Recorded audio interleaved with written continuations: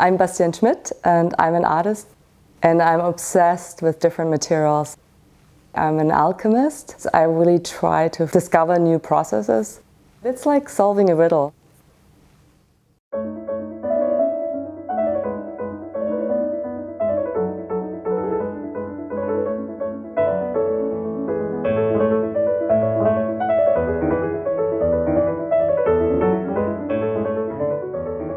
I was born in Germany, but I grew up in Greece. So my father was an archeologist.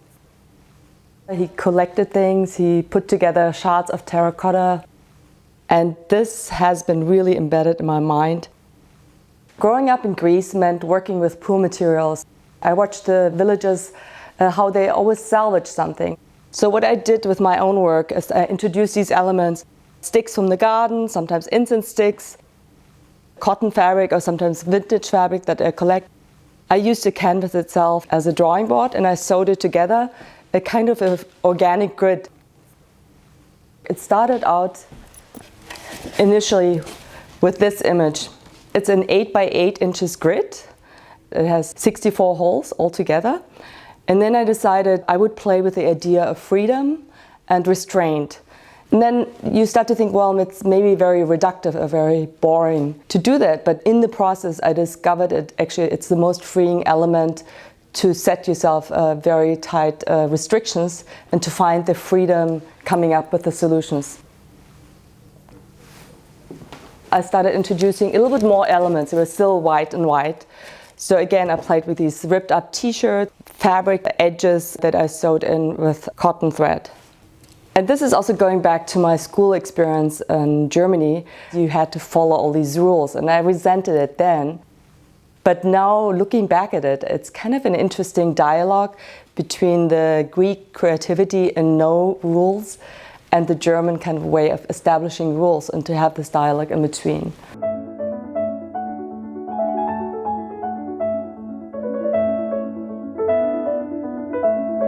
It's also kind of paying homage to things we really don't appreciate or look at.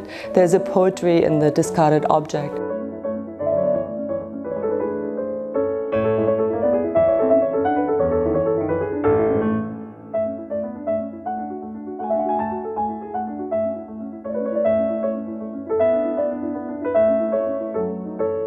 In this particular case, I collected pumpkin seeds from pumpkins that we grew out here, but I contrasted them with white pumpkin seeds that I bought at King Cullen, which were salted and much bigger. So it's also this kind of contradiction between something that we grow ourselves, which on the other end is like an industrially enhanced product. I became interested that white space is actually just an imaginary idea. And when I saw the snow outside, I thought, well, it's interesting because snow has a similar principle. So I started introducing these various markers that were very colorful, making these kind of whimsical installations that I knew that after a while they would disappear. Photography became the tool to document a concept, really. I did this for 3 to 4 years, and I'm usually not a person who thrives in cold weather. But knowing that I was working on this project gave me a lot of joy and also kind of pushed me to kind of come up with a new solution. I think the complex thing about my artwork, it's not just one thing. First of all, I play with more than one medium in terms of photography, painting, drawing, but also installations. So for me, the shift is gradual and organic, and I introduce new mediums as I see fit.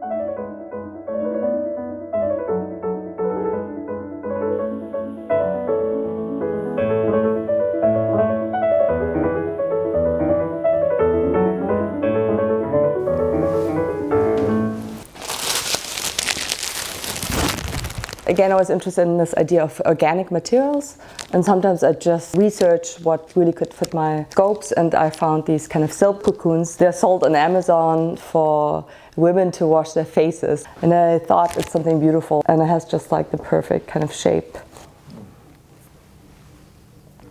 The horizon line, it's something that I was surrounded my whole life long with. It's the idea that the story always continues, and when you're on an island, the first thing you're going to see is the division line between water and horizon.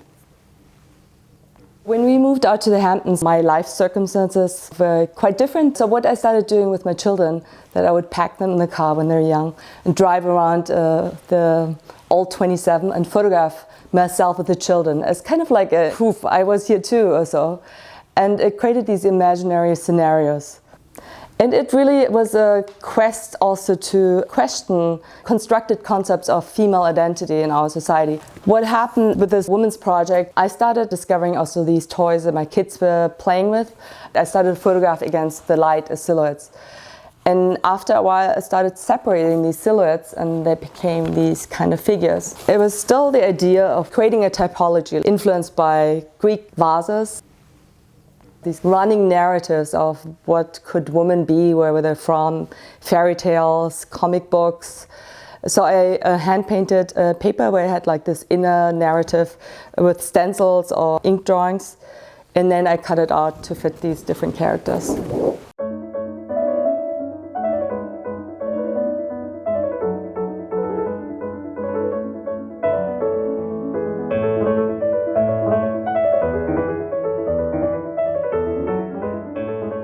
These are actually little vignettes on tracing papers from sometimes ordinary women, sometimes women suffragettes, different kind of characters.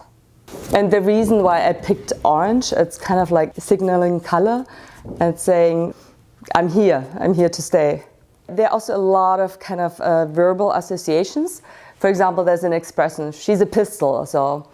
And there's another German expression, gehörnte Frau, which like a woman who has been betrayed by her husband or so. So it's these kind of subconscious messages that always linger somewhere. I mean, it's also incredible to think how much the image of women has changed. I do a lot of research, so it takes a while to kind of find something that really fits your purpose, but also at the same time I keep drawing my own things. So it's sometimes a kind of growing together of my own imagination, but then also historical research or so. These vessels are kind of memory containers, and in Greek archaeology there were these vessels that they put into the grave called lekythei. And they were always very beautiful. I mean, they had simple drawings on them, but for me it was like also this idea that you give something to somebody as on a journey or so. So it was kind of an homage to my father to say, I'm thinking about him and I'm seeing how other people deal with death and dying. I worked a lot on paper for the longest time.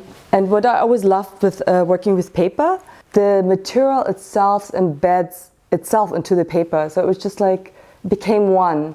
Whereas when you work with canvas, it sits on top. And I always thought, it's not a real marriage, so you need to get the elements closer. Then I thought, well, let me just try with fabric and see how it works there. And of course, when you work with fabric, you run into other problems. One of the problems is the impression of the pigment itself will be more muted because it penetrates in different ways.